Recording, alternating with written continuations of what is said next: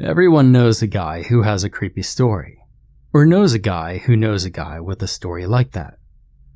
I wish I could say that I knew a guy, but in that particular case, I am that guy. I'm the one your friends will tell you about, and it doesn't feel too good to know that, but I'll be the guy who's known by the other guys, if you know what I mean.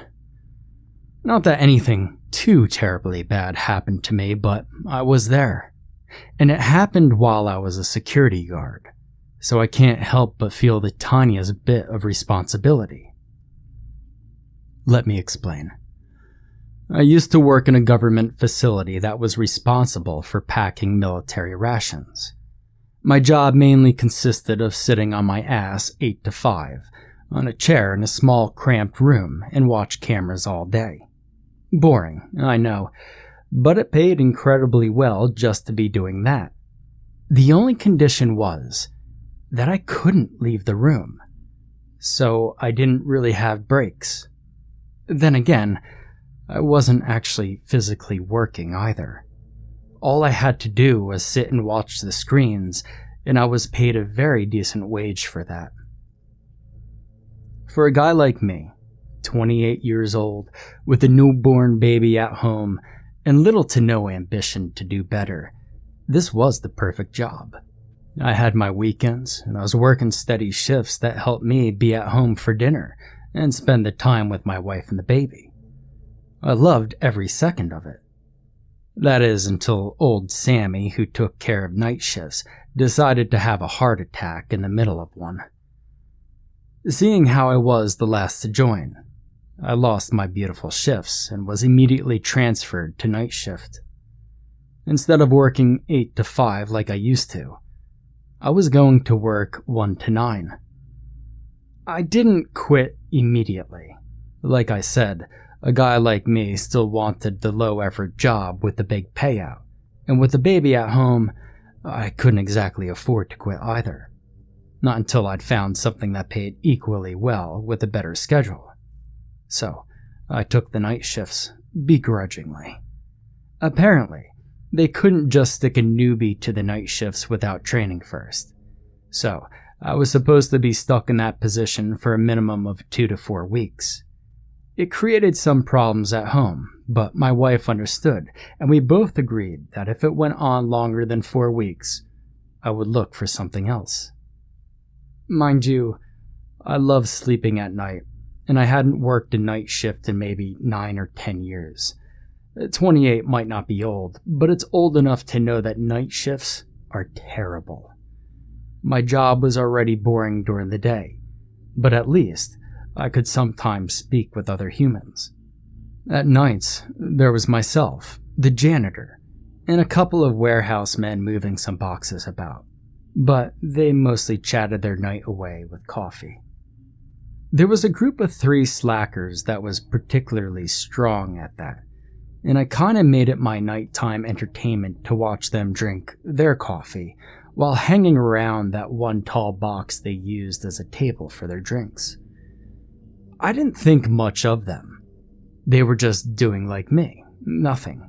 Except that my doing nothing was staring at a screen of them doing nothing, while their doing nothing was standing in front of a box and drinking coffee until 4 a.m.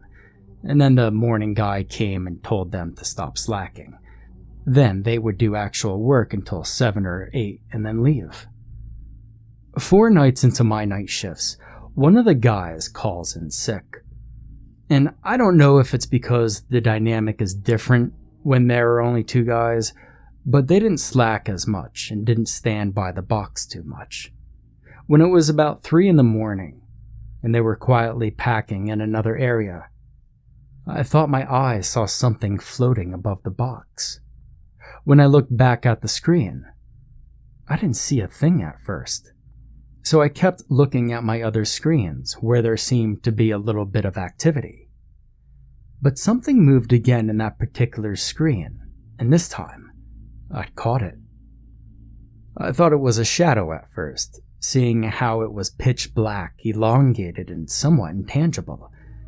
It looked like it was, at least. like some sort of dark cloud that didn't make sense and just kept floating above the box. The more I looked, though, the more the camera seemed to get clearer. It wasn't elongated or shapeless. I could definitely see a tall woman in that floating black mass.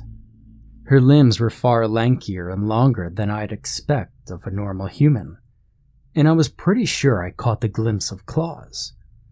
I even turned my head away and blinked a few times, stared at my cup of coffee before scotching my gaze back to that screen. If I was hallucinating, surely the image wouldn't have been in the same place once I gazed back, right? But it gazed back at me. I turned that screen off for a couple of minutes, completely spooked. There was something cold prickling my skin, and I really didn't like the feeling of it. When I turned the screen on again, it was gone. Now, I finished my shift that night and tried not to think about it, but it was pretty hard not to. I talked about it to my wife, and she sealed her lips in a thin line before blaming my lack of sleep. It's true that I hadn't slept well since I started working night shifts, but I just needed to adjust.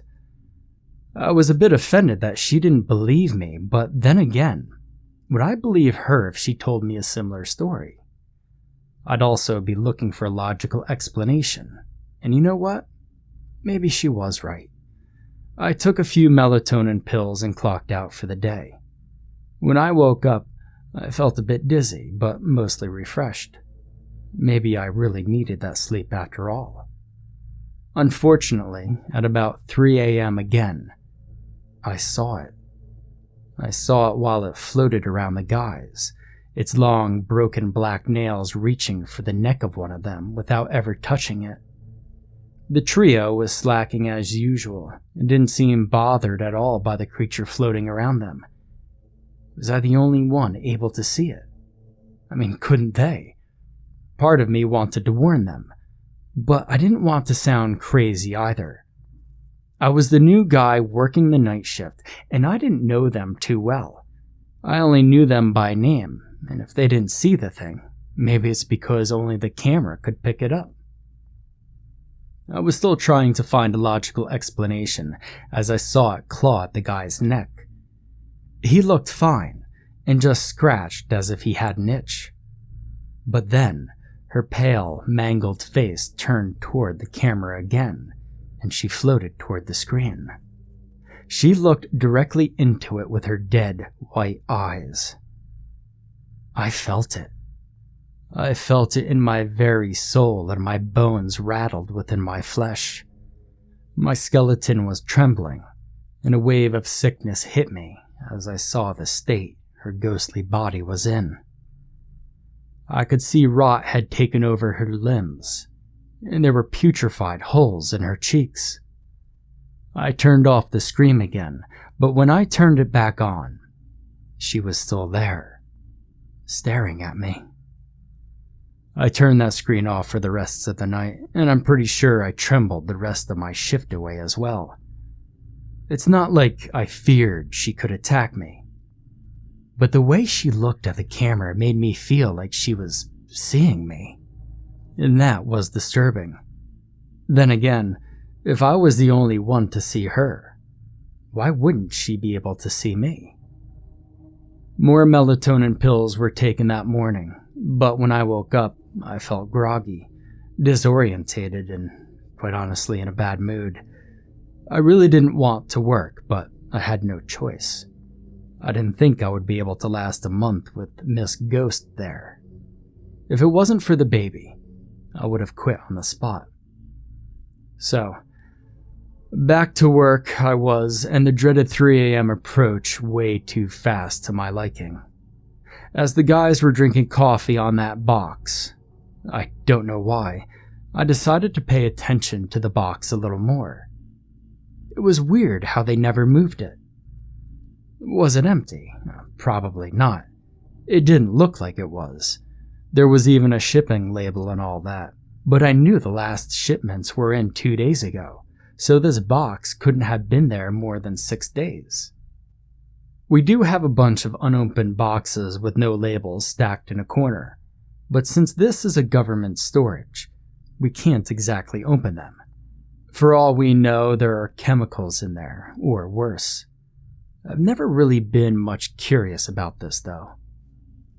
Anyway, as I was zooming to see the shipping label, she appeared again, blocked my view entirely, and I had a very nice zoom vision on her decaying cheek holes, which made me nauseous again.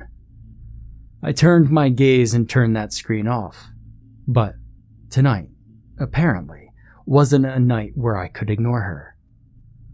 I heard scratching at my door, slow, deliberate, like nails going down a chalkboard in a disobedient child's classroom.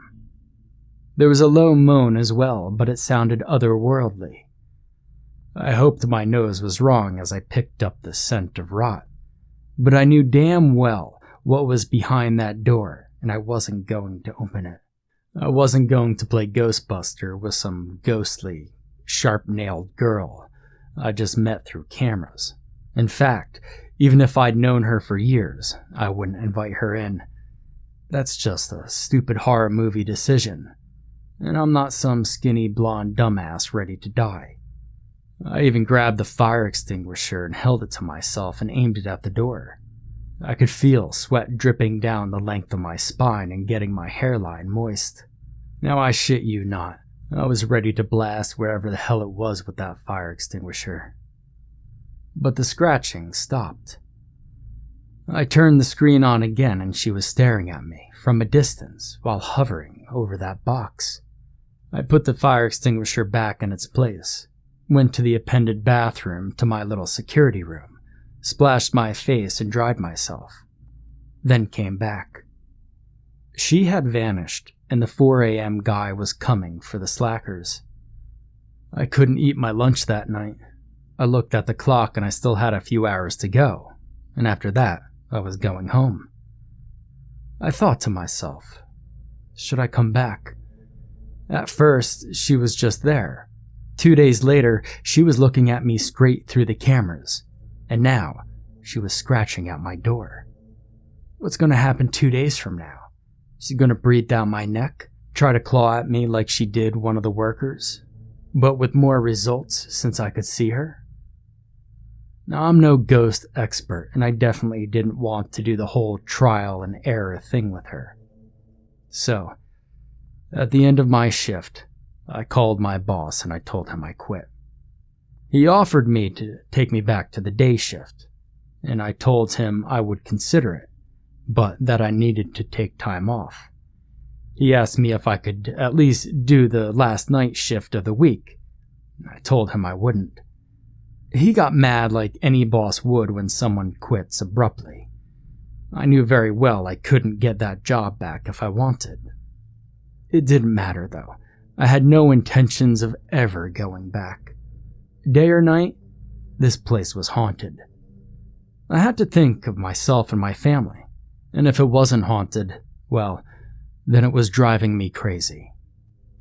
Now I told my wife we would make it and that I would find a solution, even if I had to flip burgers 60 hours a week to make it. Fortunately, I didn't need to. I found another security job in a mall this time. No night shift. Wage wasn't as great, but it's decent enough to make a living. And there won't be ghosts. So, the reason I'm telling you this story is because it's been 7 years, and I still think about it from time to time. Plus, last week, I met an old co-worker who worked with me in the very same facility, during day shifts. We talked about the old times, and I learned through him that someone was arrested for murder in that facility. Maybe about a week after I'd left, they discovered a heavily decomposed woman's body in a box in the storage.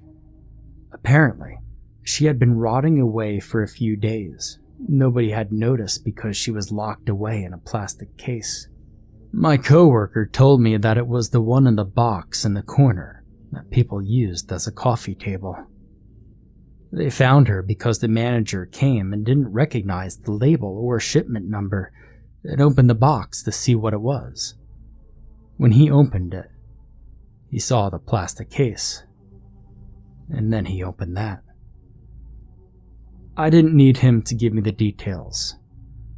I already knew what she looked like. From the holes in her cheek to the rot on her lanky limbs.